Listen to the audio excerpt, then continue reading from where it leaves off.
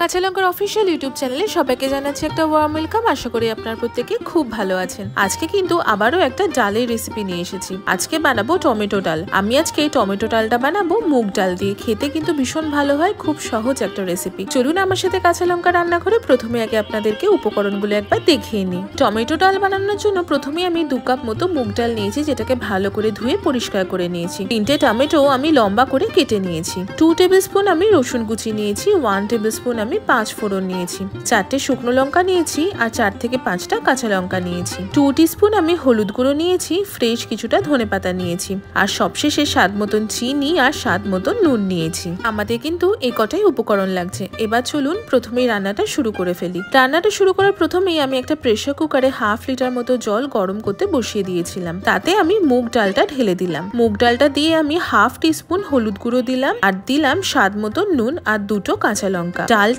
ফুটে এলেই কিন্তু আমি প্রেসার কুকারের লিডটা বন্ধ করে দেবো। প্রেসার কুকারের লিডটা বন্ধ করে 2টো সিটি বা হুইসেল পড়া পর্যন্ত কিন্তু ওয়েট করে নেব। তাতে কিন্তু ডালটা বেশ ভালো করে সেদ্ধ হয়ে যাবে।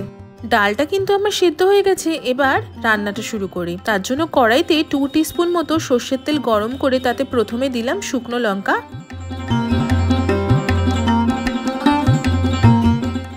আর তারপর দিলাম 5 ফোড়ন। সাথে আমি রসুন কুচিটাও দিয়ে দিলাম। মিনিট 2 ভালো করে আমি সতে করে নেব। তেলে খুব সুন্দর 5 ফোড়ন এবং রসুনের একটা ফ্লেভার আসবে। মিনিট 2 পরে আমি টমেটোটা দিয়ে দিলাম। আমি টমেটোটা একটু লম্বা করেই কেটে নিয়েছি। সাথে উপর থেকে একটু নুন দিয়ে দিলাম আর দিলাম চিনি। আমি একটু হলুদ গুঁড়ো দিয়ে দিলাম। এবার টমেটোটা খুব ভালো করে কিন্তু রান্না করে নেব যতক্ষণ না টমেটোটা একটু গলে আসছে। হাই ফ্লেমে মোটামুটি 2 থেকে 3 মিনিট ভালো করে রান্না করে নিয়েই দেখবেন টমেটোটা কিন্তু যথেষ্ট গলে আসছে। এবার আমি আগের থেকে সেদ্ধ করা ডালটা কিন্তু ঢেলে দিলাম। ডাল এবার আমরা ভালো করে কিন্তু একটু ফুটিয়ে নেব। গ্যাসের ফ্লেমটা আমি লো টু মিডিয়ামে রেখে মোটামুটি 10 থেকে 12 মিনিটের জন্য রান্নাটা হতে দেব বা ডালটা ফুটতে দেব। এই ডালটা যখন ফুটছে তাতে আমি 2টো চেরা কাঁচা লঙ্কা দিয়ে দিলাম। চেরা কাঁচা লঙ্কা দিলে কিন্তু খুব সুন্দর একটা ফ্লেভার আসে। মোটামুটি 10 থেকে 12 মিনিট হয়ে গেছে। আমাদের টমেটো দিয়ে মুগ ডাল কিন্তু অলমোস্ট রেডি।